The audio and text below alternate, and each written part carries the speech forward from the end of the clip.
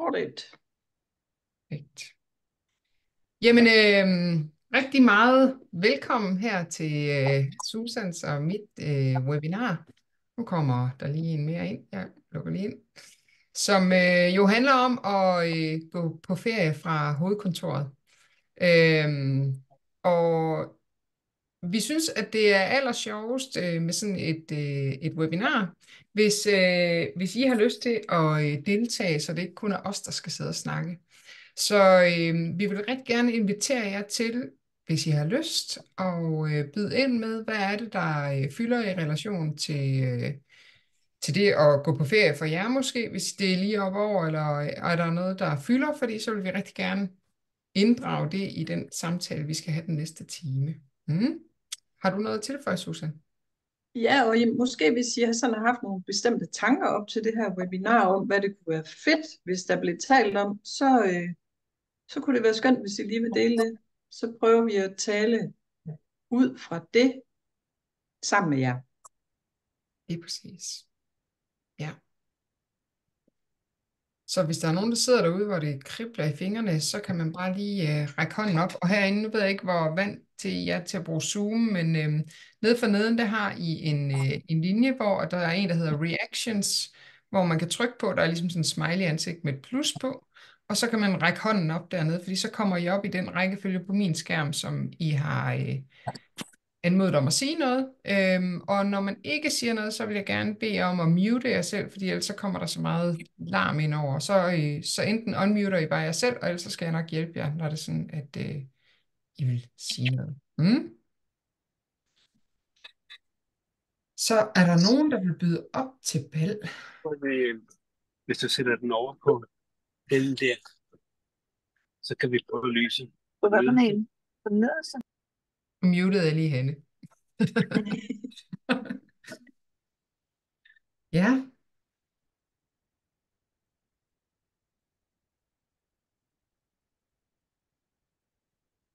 altså, jeg kan starte med at sige, hvis I lige vil sidde og lige summe lidt over det, at jeg i hvert fald i den her uge har fået rigtig meget øje på noget af det, der tidligere og også lige nu så alligevel er kommet til at fylde rigtig meget omkring det at gå på ferie for mig. Og i titlen på det her webinar, der har vi også skrevet, at det handler om forventninger. Øhm, og det har en rigtig stor del i oplevelsen af at have ferie. Og jeg har 2 børn, der i den her uge er på ferie her hos mig. Og de skulle så på fodboldskole, og jeg havde mange gode tanker om, hvor meget vi skulle hygge os, og hvordan at når de var færdige på fodboldskole, så skulle vi ned og bade og spise is og være totalt på sommerferie. Og så var det bare som om, at vejret det var sådan lidt efterår her. Og de der børn, de var mildest talt sure og trætte, når de kom hjem fra fodboldskole, og var overhovedet ikke, som jeg ligesom havde lige regnet med, man skulle være, når man skulle holde ferie sammen. De var slet ikke klar på at lave noget som helst. De ville sådan set bare være for sig selv på deres værelser. Og det var bare meget tydeligt for mig, hvordan det her med, jeg havde lige kommet til at skrive en lille historie ind i mit hoved om, sådan her ser ferie hos mor ud, og hold op, hvor skal vi hygge os. Nu skal vi være på den her måde, og børnene kommer hjem, og de er glade, og de er sådan, what, fodboldskole, og vi badede, og vi grillede, og vi alt muligt.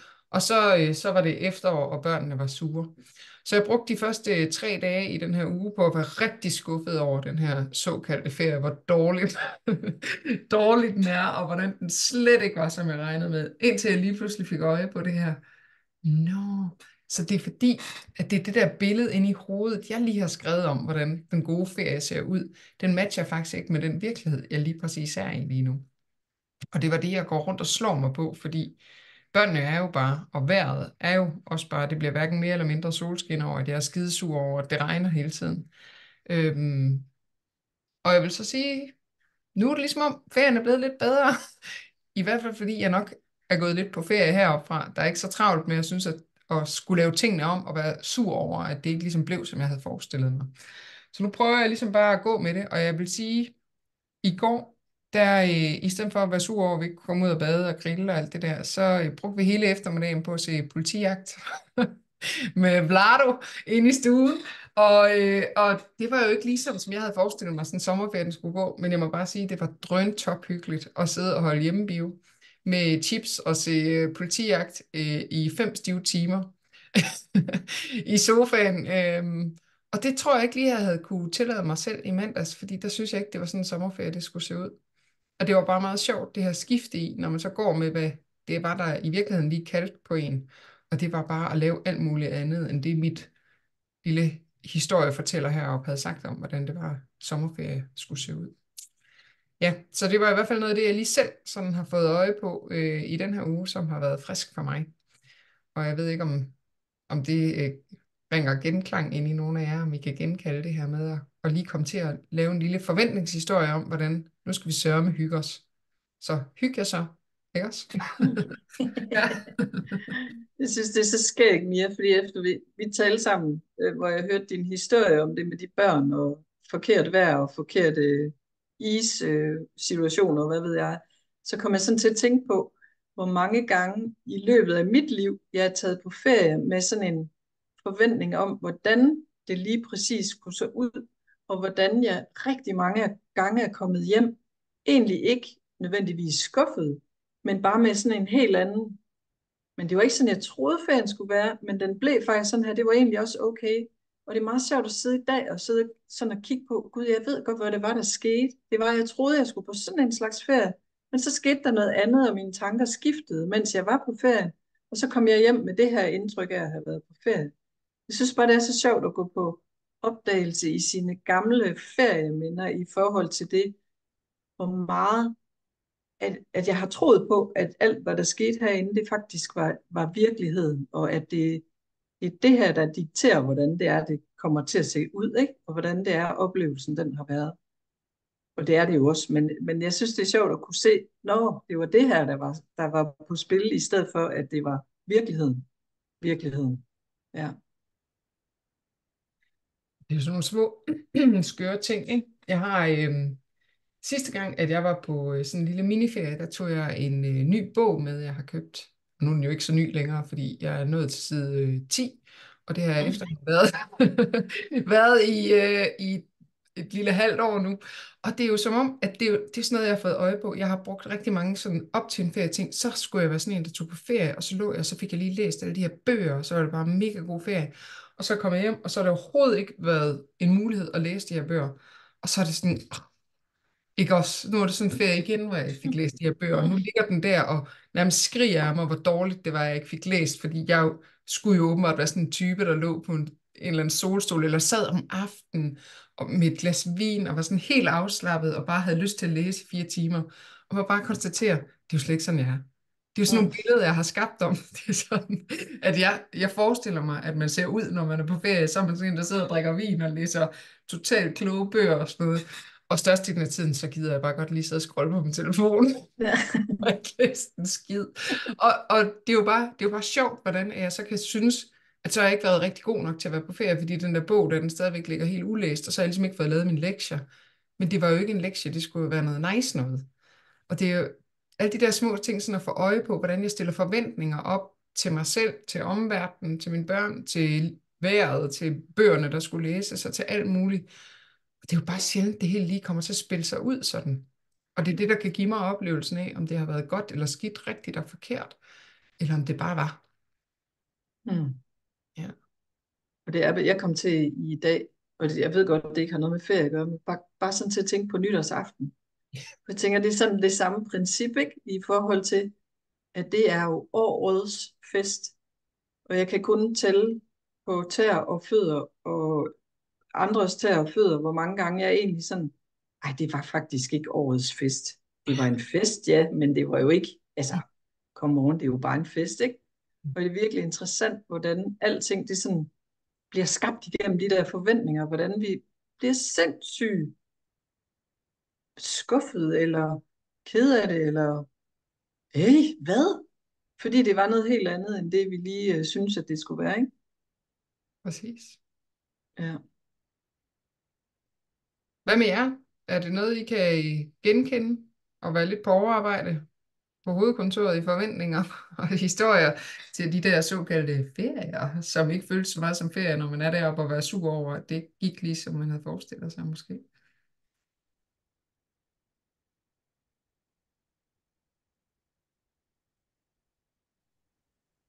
Katja kan. Jeg kunne ikke lige finde den der Nej, det er reaction. så fint. Øh, jeg kender det mere i forhold til, jeg går på ferie lige i dag, Mhm. har travlt, synes jeg. Fordi at jeg åbenbart har nogle regler om, at jeg skal nå en masse ting, inden jeg går på ferie. Og det er jo interessant, og det opdagede jeg også, at hvorfor er det lige, det er så vigtigt at nå alle de her ting. Fordi kunne det udskyde sig stort set alle tingene, jeg tror, der var en tilbage, som jo sagtens kunne vente til efter ferien. Men i mit hoved, så kunne de ikke vente, så jeg var max, har været sindssygt presset, og ja, jeg kan mærke, at jeg kunne godt bruge noget ferie. Og så kan jeg også huske, at sidste år, noget af det, jeg i hvert fald også lagde mærke til, det var, at på en eller anden måde, så for nogen falder vi ned i den her ro, når vi er på ferie, og så tror vi, det er ferien, som gør, at vi har fundet den her ro, så vender vi tilbage igen og tænker, hvor blev den her feriefølelse af? Det var bare super hjælpsomt også at få øje på, at det ikke er ferien, men det er fordi, der bliver roligt inde i vores sind. Og det synes jeg var rigtig hjælpsomt også, fordi så kunne jeg godt gå og lede efter den her feriefølelse. Men den er der hele tiden, også når vi ikke har ferie.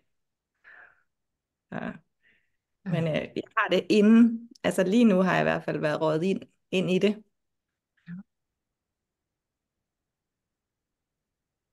Tak, Katja. Det er så genkendeligt. Ja, det er virkelig genkendeligt. Og virkelig det med at sætte nogle regler op for, hvordan det er, man må gå på ferie. Eller hvornår det er, at nu er det rigtig ferie. Altså, jeg kan først gå rigtig på ferie, når alle mine mails er besvaret. Eller jeg kan først gå rigtig på ferie, når køleskabet er ordnet. Eller et eller andet. Det er virkelig så genkendeligt, Katja. Ja, og tak fordi du lige pegede på det, at feriefølelsen, den er der altid inde bagved. Det var en vigtig pointe. Meget. Majbrit. Ja, jamen det var egentlig nogenlunde det samme, jeg sad og tænkte på, Katja, i forhold til, altså jeg holder jo aldrig ferie, fordi vi har vores arbejde herhjemme.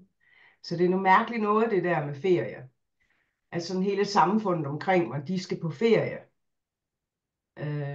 Og så tænkte jeg lige nok det samme som det, du siger, Katja. Jamen, ferie, det er jo også bare noget, ja, vi kan jo holde ferie, hvornår vi egentlig vil, herinde et eller andet sted. Altså, fordi jeg har aldrig haft mere travlt, end jeg har i sommerferien. Og det er sådan lidt sjovt at se det her. Vi er ved at arrangere et kæmpe DM-show op på Vilhelmsborg, og der kommer simpelthen så mange, næsten 100 heste fra hele Europa. Og vi er sådan et lille showteam på 4, hvor vi sammen lige fik skabt en energi af total stress og negative vibes, fordi at vi fik alle sammen travlt med 117 ting, vi skulle huske. Og ondt i maven og bekymring hele dagen i går, og så de forudgående 3-4 dage. Og så i går eftermiddags, så er det ligesom om alting bare falder i hak, og alle de der 4 mennesker i det her team, det hele er bare forsvundet, og det hele kører bare. Altså der er bare sådan lige pludselig en helt anden energi. Og jeg ved jo ikke, hvad der er sket over i dem, men jeg ved i hvert fald, hvad der skete over i mig. Det var, at jeg fik simpelthen givet slip og tænkt, jamen prøv her, det der, det kører jo uanset hvad jeg sidder og tænker over det her, og skal huske alle mulige detaljer. Fordi der kommer jo ikke en ekstra fryser af, at jeg kører 200 km op for at tjekke, om den er der. Altså alle sådan nogle åndssvage ting, som man kan gå og blive nervøs over, hvad der nu går galt. Så det var bare så sjovt at se, at så blev der bare sendt en skøn energi ud, hvor det hele bare, nå ja, det kører jo. Og der kommer til at ske fejl, og der er måske det, der skal ske. Vi har ikke kontrol over det alligevel. Men vi kan sådan hurtigt få skabt den der negativ forventning eller energi, som du også snakkede om, Mia, ikke? Og når man har en forestilling om, at alt skal bare klappe, og nu skal tingene bare være perfekt, og det er der aldrig noget, der bliver. Og det er jo også det, der gør det hyggeligt og sjovt, og skaber en dynamik, og så skal man finde ud af at løse tingene. Og ja, så det er jo egentlig bare det. Tak, Maj-Brit. Det minder mig om, jeg havde en meget skøn klient på besøg forleden dag. Og hun var allerede rigtig presset over at skulle på ferie, fordi hun havde gjort sig den erfaring, at når hun tog på ferie, så op til var hun helt vildt presset, fordi der var alt det der, hun skulle nå. Og så havde hun sådan en oplevelse af, at så blev det godt. Men så når halvdelen af ferien var gået, så blev det faktisk rigtig hårdt igen at være på ferie, fordi så begyndte hun mentalt at forberede sig på alt det, hun så skulle forholde sig til, når hun kom tilbage fra ferie. Og på den måde, så var halvdelen af ferien allerede ødelagt. Så det var allerede hårdt lidt ved at tænke på, hvor træls det blev, når halvdelen af ferien var gået, ikke? Og så kom vi til at snakke om, at det her med, hun havde en forventning til sig selv om, at inden hun gik på ferie, så skulle hun ligesom, fordi hun sad i en situation i forhold til noget stress, og hendes chef havde så spurgt hende allerede nu, så hvad kan jeg forvente, at du kommer tilbage med efter ferie? Altså hvilken arbejdsload kan du så varetage, når du kommer tilbage? Og det har hun jo brugt sindssygt meget energi på herop til ferien, og tænker over, hvordan kan jeg være rigtig god, når jeg kommer tilbage fra ferie? Og så lige præcis det der med at få øje på, det ved jeg ikke en skid om. Altså, hvordan skulle jeg kunne vide, hvordan jeg har det om 3 uger?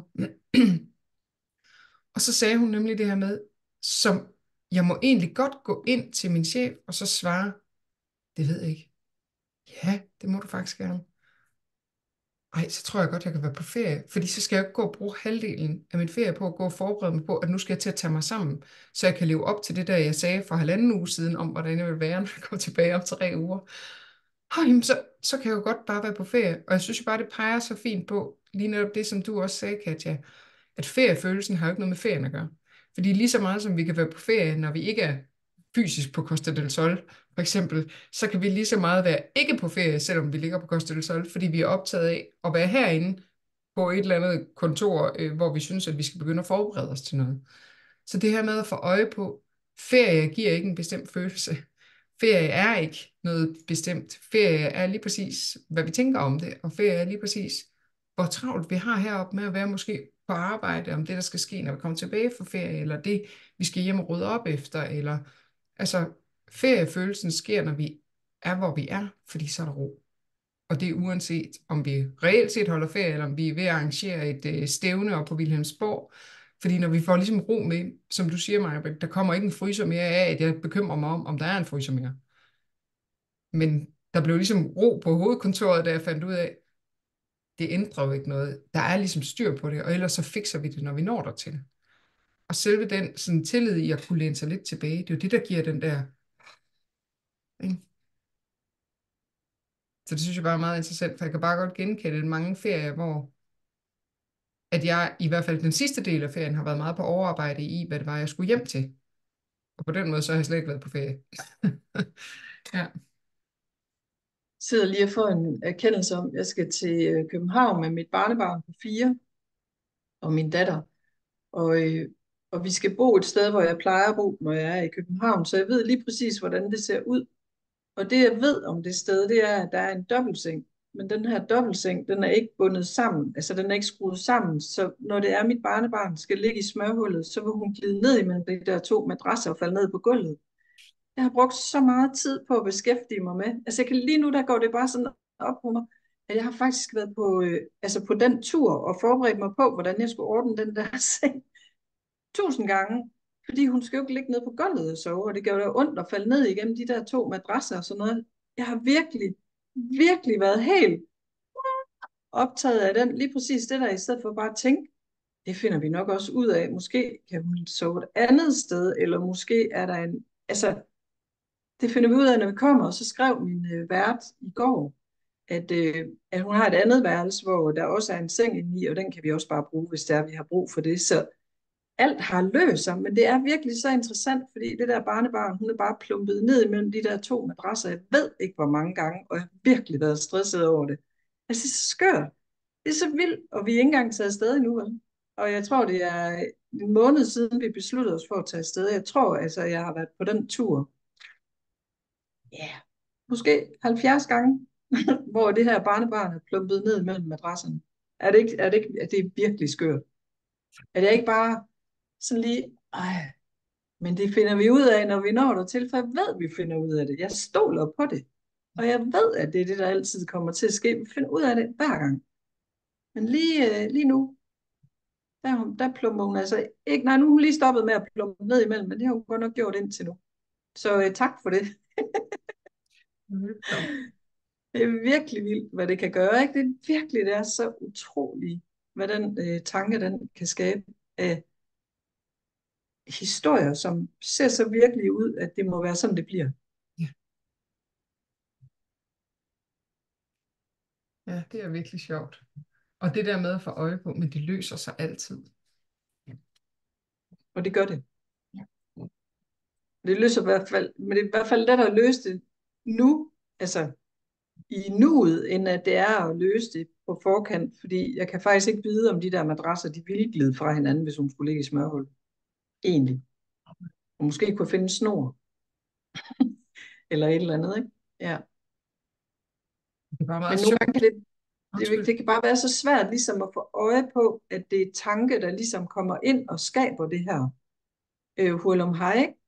Og når det så er, at man ligesom, eller jeg ligesom sådan bliver opmærksom på den der uro, det giver i kroppen. Altså jeg kan sådan lige mærke, da vi sidder og snakker nu her, det er sådan lige, nå ja, så uroen, det er ligesom den sådan bare fætter ud, så er der ikke nogen grund til ligesom at tænke i madrasser mere, så kan jeg bare tage afsted. Og så når vi sikkert også toget, som jeg også har bekymret mig lidt om, men vi når det, vi skal jo heller ikke nå det nu, vel? Nej, det er virkelig interessant. Tanke er sej, altså det er virkelig sejt, hvad det kan, ikke?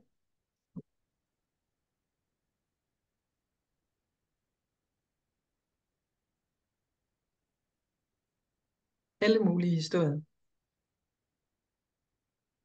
Og nogle gange har man ikke engang fantasi til, hvad det er, den historie, den kan blive til, vel? Altså, man kan ikke forestille sig, du kan skrive den vildeste roman i forhold til, hvad det er, der egentlig kan komme op ind i ens hoved. Ej, giver det mening, det jeg siger? Jeg synes bare nogle gange, det er så vildt, at man kan tro, at det kan blive til, alt det, man kan spænde rundt i, at det kan blive til, sådan her falder det ud, garanteret. Man ved ingenting. Vi ved ingenting. Det eneste vi ved, det er, at indtil nu, så har erfaringen vist os, at vi klarer den 100% af gangene. Og ikke kun hver gang, men hver eneste gang. Ja. Jeg synes, det er så sjovt. Det er virkelig begyndt at få øje på, hvordan det sådan hele tiden, altså, og det vil jeg slet ikke have lagt mærke til før, men ting har det bare med at løse sig på de rigtige tidspunkter. Og for eksempel så, altså det er sådan et helt lavpraktisk eksempel, det her jeg lige. Jeg har gået og bøvlet med at mangle en spisebordstol. Og jeg har trawlet DBA og Marketplace og alt muligt igennem for at finde den helt perfekte. Og det har jeg ikke ladet sig gøre. Og nu har jeg bare været rigtig træt af det, fordi jeg mangler jo den her stol. Og sidder på sådan en entrébænk, jeg sådan flytter frem og tilbage til, når det sådan, og det har bare været rigtig træls, fordi jeg vil godt lige have det løst. Og så for måske 2 måneder siden, der skrev jeg på en stol, jeg var interesseret i inde på Marketplace, og hende der, hun svarede mig aldrig. Og så tænker jeg bare, no, whatever. Og nu har jeg jo brugt rigtig meget energi på at prøve at løse det der, ikke? Og så i går, så får jeg lige pludselig en besked inde på Messenger, inde på Marketplace, som så er hende der dame, der skriver, jeg havde egentlig solgt stolen, den blev aldrig hentet, men du var interesseret, kunne du tænke dig stolen? Og jeg synes bare, det er så sjovt, fordi jeg vil aldrig før have lagt mærke til det der med, det løste sig lige præcis som det skulle. Hvor travlt jeg har haft med at prøve at finde løsninger, som slet ikke var med den stol, jeg skulle have. Og det viste sig, at den står 600 meter herfra. Jeg skal bare lige gå hen og hente den. Hvor det, sådan, det er bare så sjovt, hvordan at de der ting, der, altså om 3 måneder, så kommer jeg overhovedet ikke til at kunne huske den historie om den der skide spisbordstol. Hvis jeg havde bare de stole, jeg skulle bruge, og så var alt fint. Men al den tid, jeg har brugt de sidste 2 måneder på at prøve at løse det der med den stol op i mit hoved om, at der fandtes ikke den der stol, fordi den var ikke til salg, og det var træls og alt muligt. Og så lige pludselig, altså tingene løser sig bare, som de skal. Og det der med, jo mere jeg kan få øje på, når det der begynder at bøvle, når senge falder fra hinanden, eller vi ikke når toget ind i mit hoved, eller at vejret er forkert, eller at jeg ikke kan finde en rigtig stol, eller whatever det nu er, at jeg kommer til at få rigtig travlt med, jo mere jeg kan få øje på, men jeg løser det ikke ved at gå rigtig meget mere på besøg herop. Jo mere jeg kan prøve at læne mig tilbage i, altså, men lige pludselig så kommer der en løsning, og jeg ved ikke, hvor den kommer fra, men det gør der altid, og det er der altid gjort.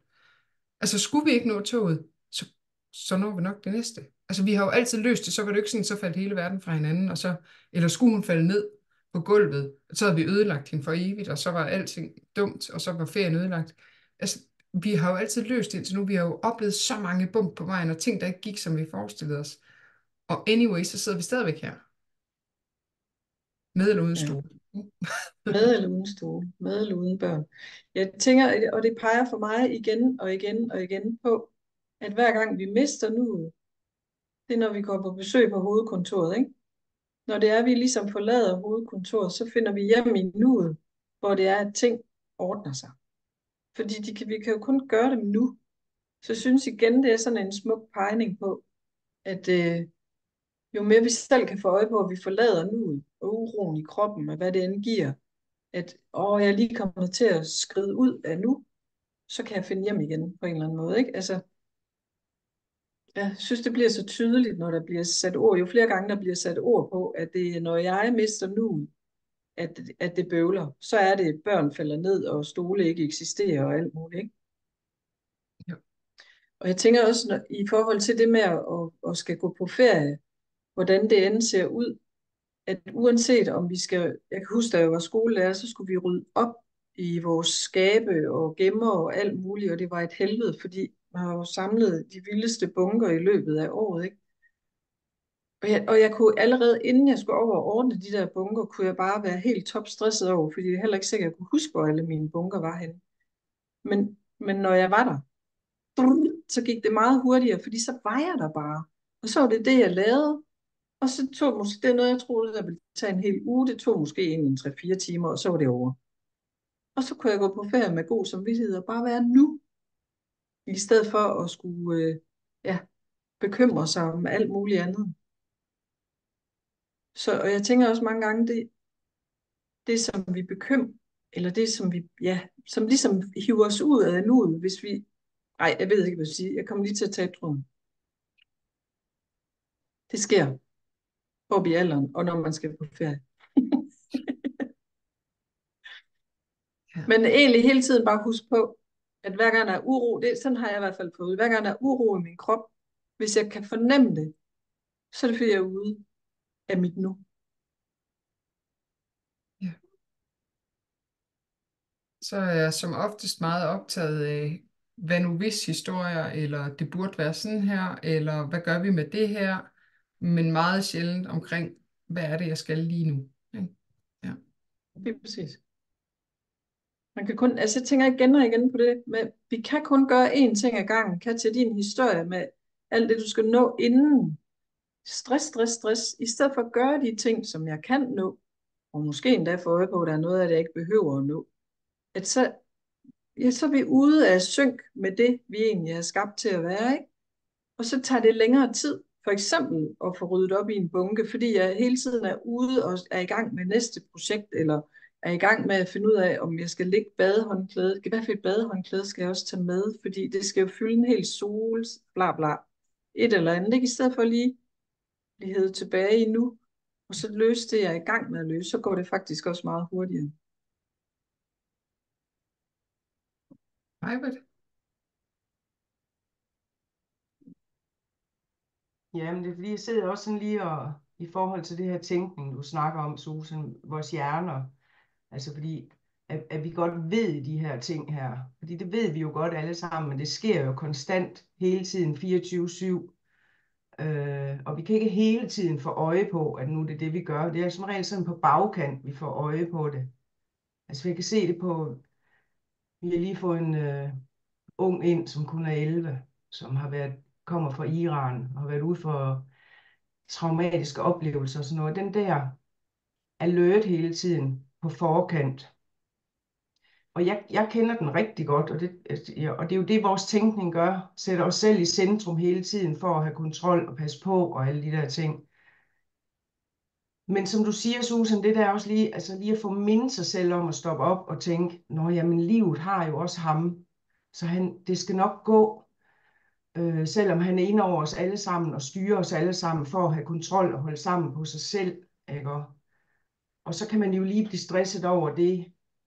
Og det gør man jo også, selvom man ved, hvordan vi er designet og hænger sammen, fordi vores hjerner gør det hele tiden. til dig selv. Altså det er vildt at gå og observere, synes jeg, fordi det er meget optaget af lige i øjeblikket, at selvom at man har fået kendskab til 3P og hvor hjælpsomt det er, altså så er vores hjerne bare i gang konstant. Men også kan få øje på alle de her vanetanker, som er helt tilbage, fordi jeg kan jo også se det, selvom man kun er 11 år, at det sker bare. Ikke? Og de der erfaringer, og hjernen begynder at passe på og sætte dig i centrum. Jamen, jeg synes, det er interessant at gå og kigge på, og så lige få stoppet op og tænke, jamen, livet har jo også ham. Og det er jo altså tid, ikke? Men det er jo det der, vi skal fikse lige med det samme, når vi får øje på det, og så går det ikke godt, og jamen, det synes jeg er virkelig interessant, at selvom man ved en masse om 3P, så sker det her konstant. Anyway. Altid. Ja. Og jeg synes, det er sådan en dejlig pegning, Maj-Brit, fordi det er det, vi er. Vi er mennesker. Altså, og det er vi jo. Ja. Vi kan jo ikke komme udenom, at vi er her på jorden med det her. Men det, og det, jeg synes, jeg hører dig sige, det er, at vi kan ikke hele tiden være opmærksomme på nuet. Men hver gang vi ved, vi er ude af det, og får øje på, at vi er ude af det, så har vi muligheden for at finde hjem igen. Og det er det, jeg synes, der er så skønt.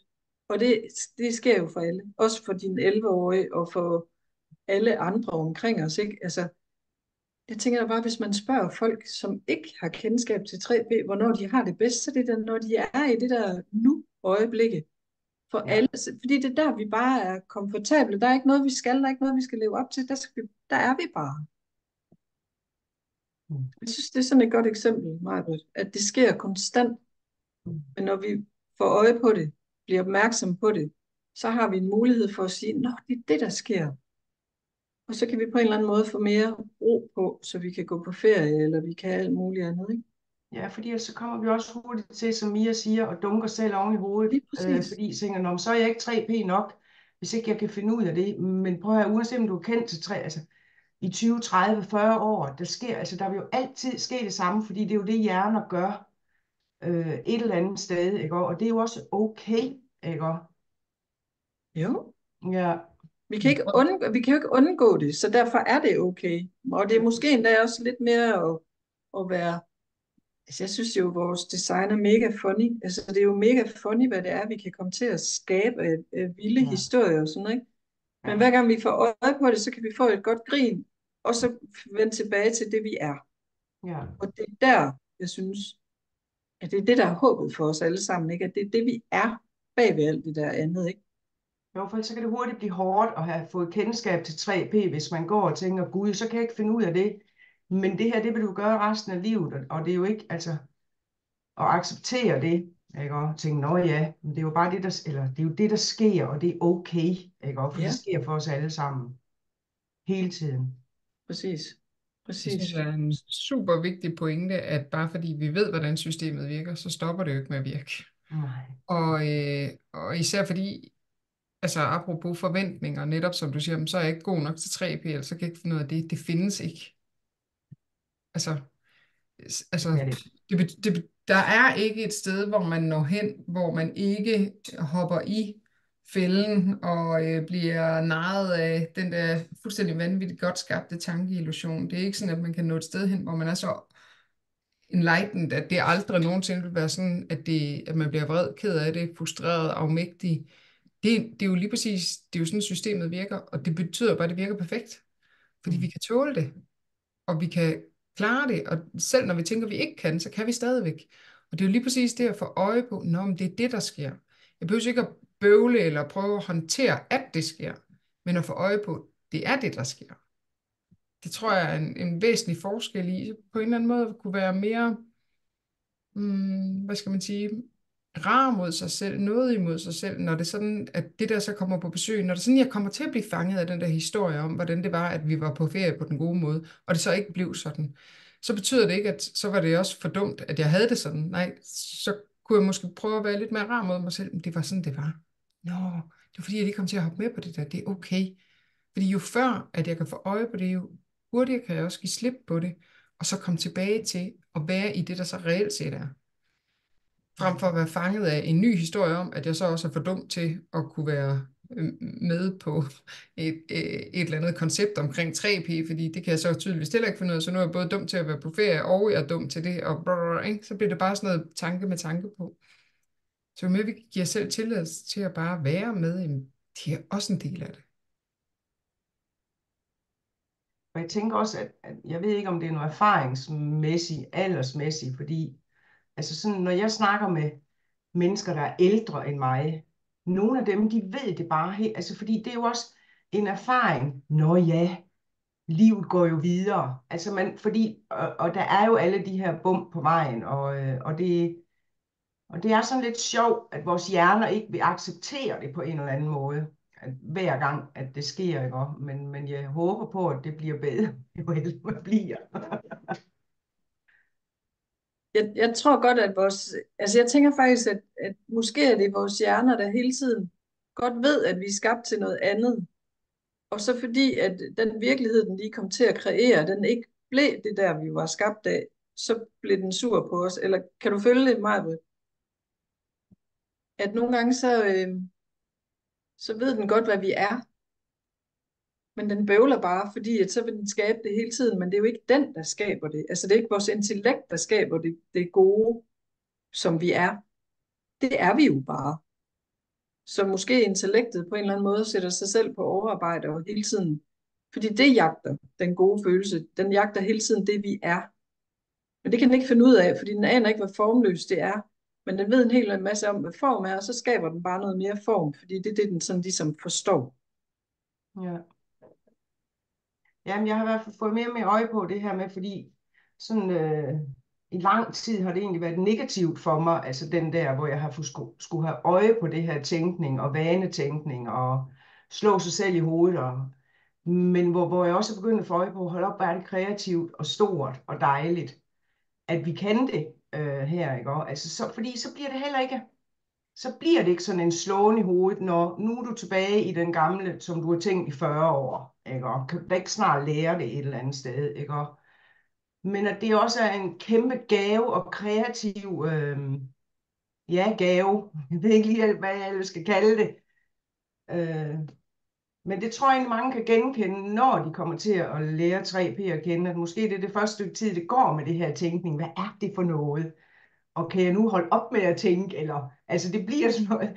Jamen jeg synes, det er mega interessant, og det bliver mere og mere positivt for mig faktisk at få øje på.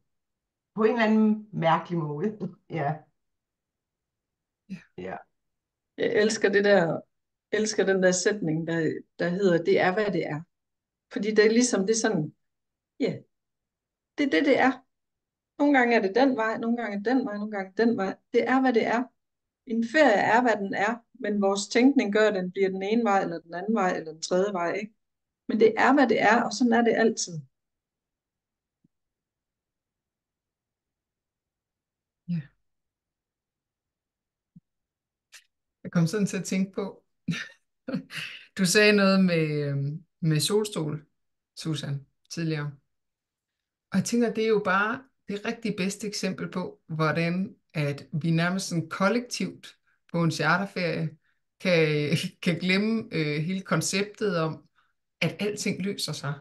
Fordi når hele hotellet klokken 6 om morgenen stormer ned mod poolen, lægger deres badehåndklæder ud for at sikre sig, at de har den perfekte plads til en hel dag ved poolen eller i solen, ikke? Og prøv at tænke, hvor meget af det, der allerede er på overarbejde i, prøve at regne ud, og det er jo ikke særlig ferieagtigt at skulle stå op klokken 6 om morgenen for at løbe ned med sit badehåndklæde for at få lagt det på den perfekte stol og regnet ud, hvordan går solen rundt, sådan at det passer med, at jeg er helt perfekt placeret og bla bla bla. I forhold til, hvis vi alle sammen, nu leger vi bare med konceptet om, at alle ligesom kunne være med om, at det løste sig, og når man skulle bruge den solstol, så var den nok ledet lige nøjagtigt der, hvor den skulle, og så videre. Hvordan at der vil være meget mere plads og rum, frem for at så kommer der en hårdt ned bagefter, der ikke stod op klokken 6, og så er de allerede på forhånd sure over, at nu er alle solstolene taget, og så bliver der sådan en skodferie, jeg kommer ikke til at ligge her. Altså alt det der bare kører så stærkt i noget, der i virkeligheden, altså sådan helt i formernes verden er skabt til at skulle være noget virkelig rart og afslappende. Det, altså en solstol og et håndklæde, hvor mange tanker vi kan gøre os omkring det, ikke? Det synes jeg bare er skørt at tænke på. Ja, det er lidt vildt. Det er egentlig lidt vildt at tænke på, hvor mange, der tager sure hjem fra en ferie, fordi de ikke fik den rigtige solstol. Det er en solstol. Det er lidt vildt, ikke? Jo. Måske var det også ok at tage til stranden endda. Men jeg havde lavet et billede af, at jeg skulle ligge på den der stol, Mm. og så skulle jeg læse den der bog, og så, ikke? Ja. Det synes jeg bare, det sker ikke, fordi det spiller sig jo ud hele tiden. Og det spiller sig ud så mange gange, uden vi overhovedet opdager det, hvor lige pludselig så kan vi se, shit, der bliver bare narret igen. Ikke? Og det bliver det ved med. Og det er lige præcis, som det skal være. Ja, det er det gode. Ja. Når vi husker på det. Og det kan være skidesvært at huske på, når man er vildt optaget af et eller andet andet i formens verden. Og se, at det er lige præcis, som det skal være. Men det håbet, det ligger i, at inde bagved, der er det lige præcis, som det skal være.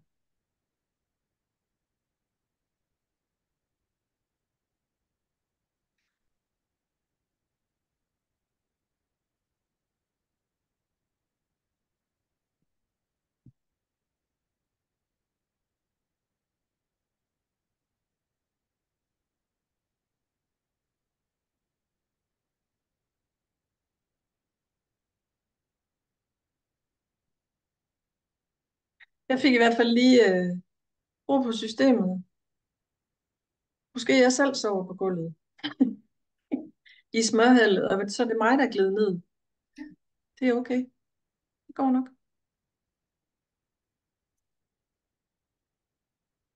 Alle veje fører til Rom. Eller gulvet. Det ved vi ikke noget om.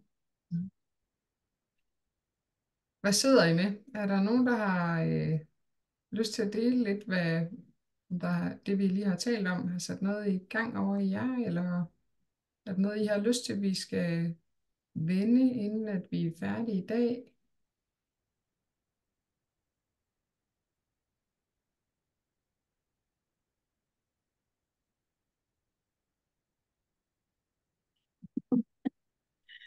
Nå, så er der lige to med han ved Emilie hos Sødt. Ja, hej med jer. Nej. Apropos børn, så kunne jeg Ja. godt tænke mig at høre jer lidt om, hvad jeres, hvordan i forhold til børn og deres tanker om ferier, og hvordan man kan hjælpe børnene til at altså hvad skal man sige, det der afstemme, eller hvad man siger, deres forventninger til ferie, og i forhold til, hvad der kan lade sig gøre og ikke lade sig gøre, og hvad der bliver en virkelighed, og hvad der ikke bliver virkelighed. Om vi måske kunne snakke lidt om det. Ja. Jeg kan give et eksempel her. For eksempel Alma her på 6 år. De er gået på ferie nu, vores unger og mig. Og far han holder ferie senere. Og hun har en helt klar plan om, hvad det er, vi skal i ferien. Vi for eksempel skal til Legoland, vi skal til Jesperhus, vi skal i svømmehal. Biograf. og lignende. Og det er gode tanker, men om det hele kan lade sig gøre, hvornår det kan lade sig gøre, og det er jo lidt svært at vide på forhånd. Det er der jo ikke nogen, der kan vide på forhånd, så vi kan jo ikke forudsige fremtiden. Men hvad jeres erfaring er med at snakke om børn om den slags, få dem til at forstå, at vi kan godt tænke os til, at vi skal alle de her ting, men det er jo ikke sikkert, at det sker, og det kan også være, at det sker. Giver det mening, mit spørgsmål? Altså, det der umiddelbart opstod hos mig, Emilie, det er det her med, at systemet virker jo også inde i dem. Så det kan være, at de gør sig nogle forventninger om, sådan her ser ferie ud, eller det vil vi vildt gerne. Og måske der bliver nogle skuffelser, fordi der var noget, der ikke kunne lade sig gøre. Men nogle gange der, hvor jeg tænker, at vi som forældre jo netop bliver udfordret, det er fordi, vi gerne vil have, at vores børn skulle undgå nogle oplevelser. Jeg vil gerne, at de undgik at blive skuffet, eller at jeg vil gerne opfylde, sådan at det blev lige præcis sådan, så hvis jeg nu kunne med mine tanker forberede dem på, at det ikke var alt, der måske kom til at ske, fordi så slap jeg for, at de blev skuffet, eller fik bristede forventninger, eller blev kede af det, eller ikke synes, at det var den helt perfekte sommerferie. Men hvis vi nu vender det om, og så siger, jamen, ligesom os, så kommer de også til at skabe nogle billeder, fordi det er det, tanker gør. Skabe nogle billeder om, hvad det er, der skal ske, hvad man godt kunne tænke sig. Men de kan også godt tåle den potentielle skuffelse, hvis vi ikke kommer i Jesperhus alligevel, eller 5 gange i biografen, eller hvad end det er.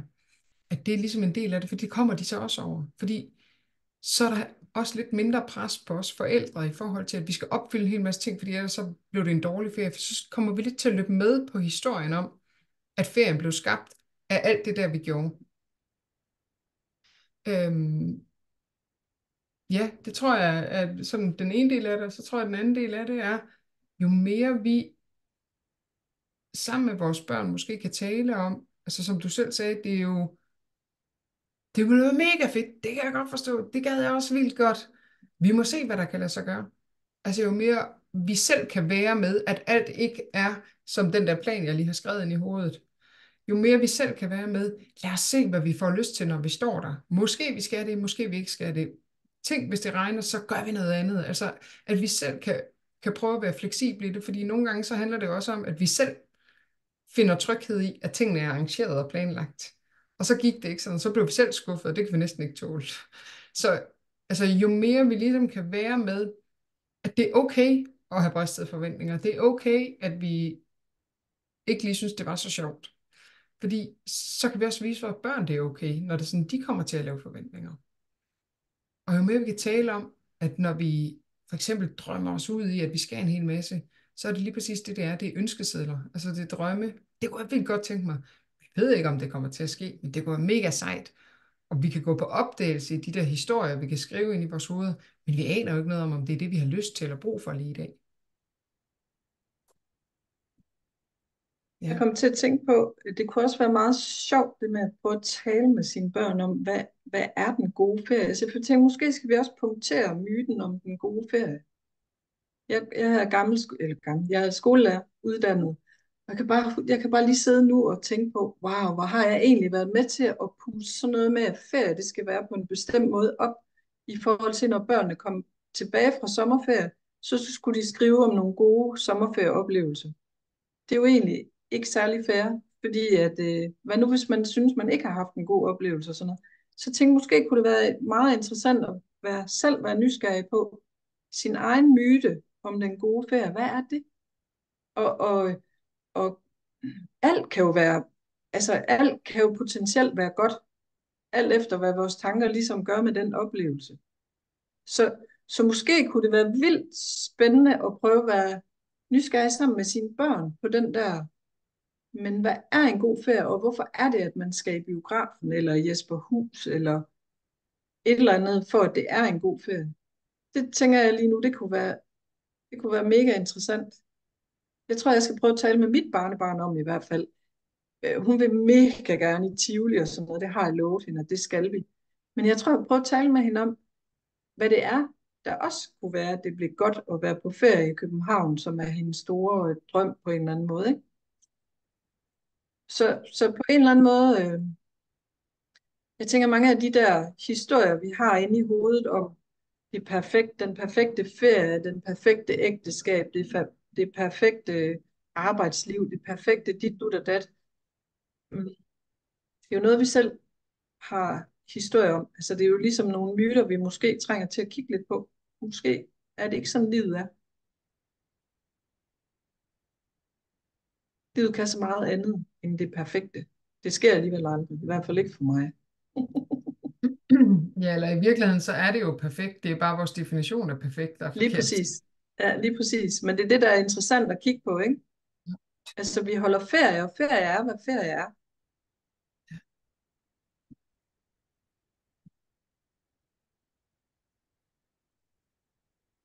Præcis.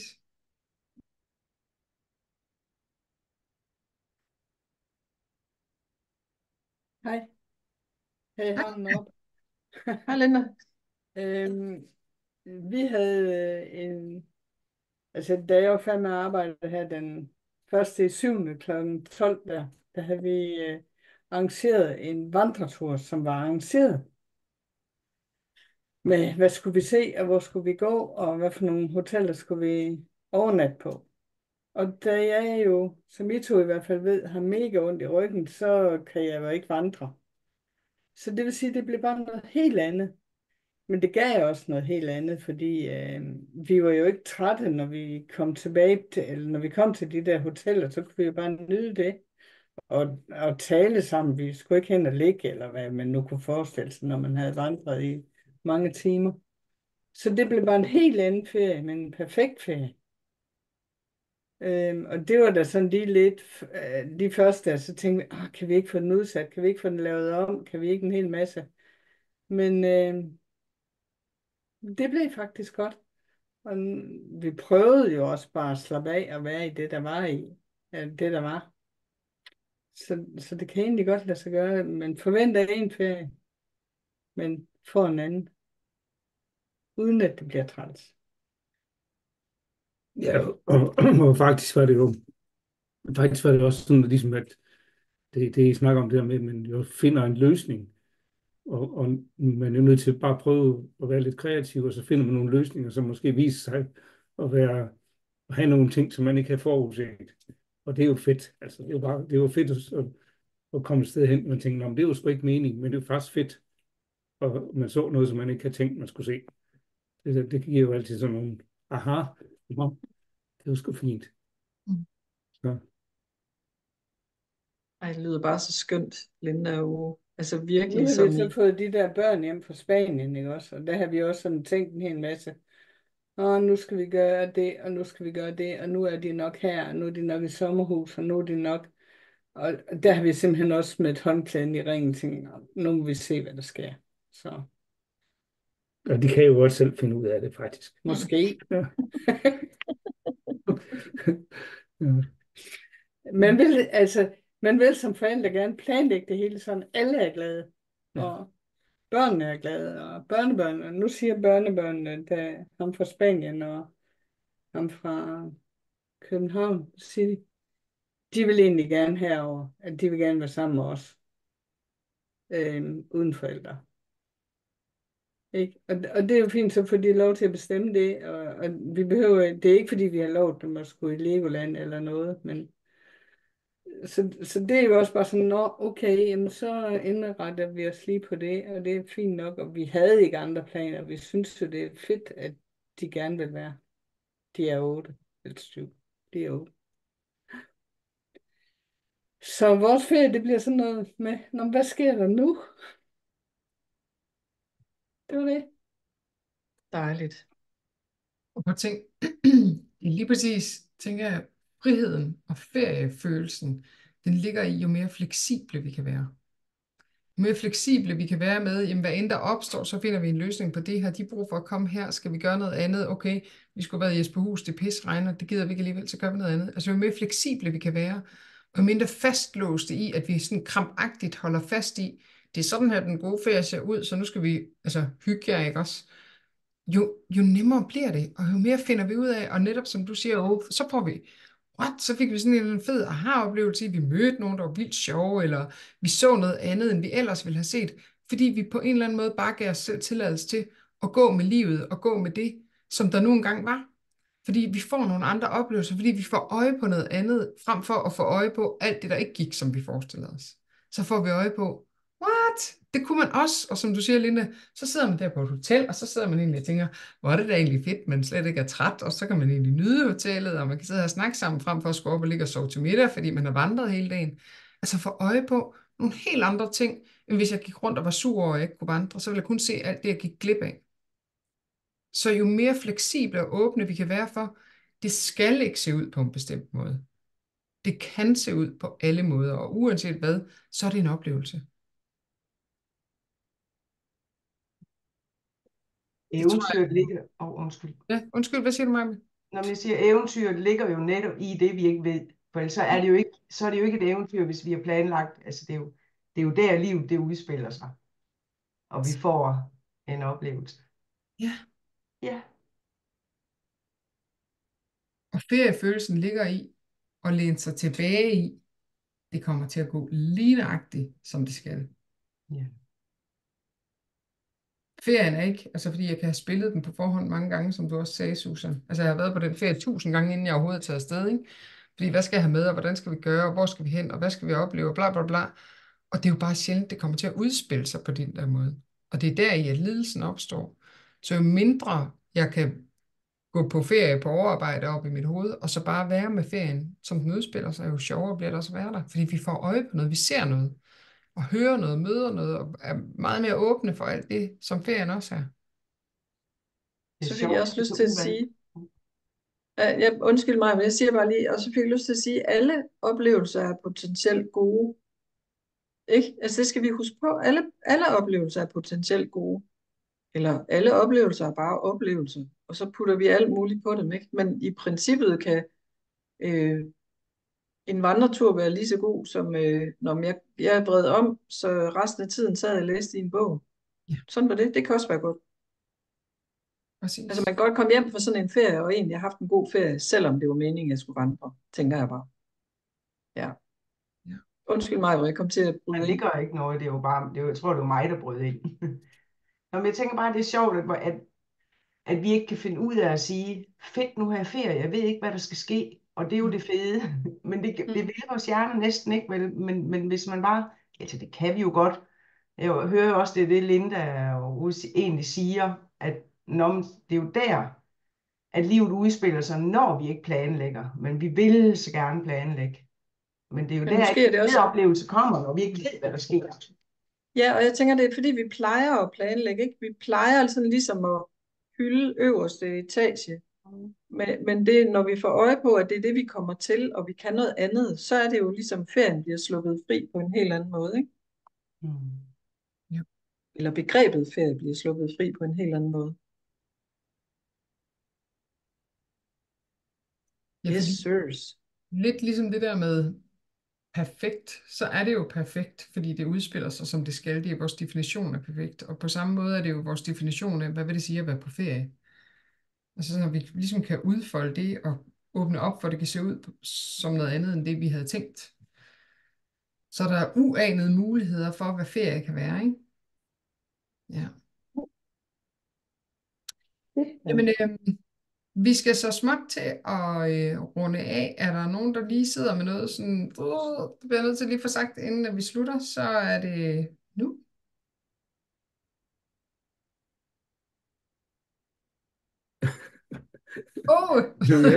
Jeg vil bare sige, nu er vi jo sådan en gammel læge, bare kendt hinanden i 50 år, og så tænker jeg, der er jo håb endnu.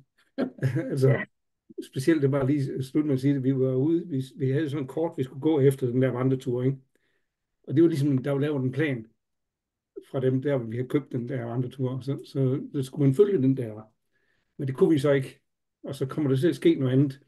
Og vi skulle ud og finde sådan en lille blokhilde derude. Det ville jeg jo gerne se, den der blokhilde der. Så tænkte vi, men nu vi ikke skulle gå derud, hvordan finder vi den så? Så kørte vi ud i skoven der, hvor vi cirka troede, den var. Og så gik vi så det langt stykke, vi kunne, og så dukkede den lige pludselig op jo. Altså, ting kunne godt lade sig gøre, selvom vi ikke fulgte planen. Det var det. Og det er jo magisk. Så man skal slippe den løs og sige, om det kommer nok til, vi finder nok noget andet så, hvis ikke vi finder den. Og turen, selve målet var måske turen, og ikke, hvad hedder det, det var selve vejen, der var målet, eller hvad man skal sige. Altså mere end det var den blokhilde, det var mere vejen ud til blokhilden, og det, at man kunne lade være med at gå og planlægge hele tiden, bare gå derud og finde den. Så vi fandt den, og Linda, hun kom ikke helt ned ad trapperne, men vi fandt den, og det var fint, og det var fint vejr, og alt var godt. Så der håber vi nu. Ej, hvor er det dejligt sagt, Uwe. Og jeg tænker faktisk, jeg synes, der var noget symbolsk i det der med, når vi, altså det er det, vi plejer at gøre, ikke? Det er, at vi laver et kort for, hvordan ferien skal se ud. Men når det er, at vi opløser kortet, så kan alt ske. Så er der ikke en fastlagt rute. Vi kan komme til at følge en anden rute, og det er det, der gør, at det bliver magisk, ligesom at være på den der tur. Jeg tænker, det gælder alle aspekter af hele livet. Det er jo det, der er så fantastisk. Opløs kortet, og se, hvad der sker. Jeg har en virkelig god veninde. Hun sagde engang til mig, at hun havde talt med, jeg tror det var en militærmand eller et eller andet, som havde sagt, at den gode soldat, det var ham, der vidste, at man ikke skal følge kortet, man skal følge terrænet. Og det synes jeg, det er jo lige præcis det, der også bliver peget på her. Fordi nogle gange så passer kortet ikke til terrænet, og så kan man stå der og være helt lost. Men hvis vi følger terrænet, så skal vi nok finde hen, hvor vi skal. Ja. Fedt. Fedt. Sikke en note at slutte på, Mia. Ja. Sikke nogle skønne bemærkninger og kommentarer og indspark. Det har bare været fantastisk.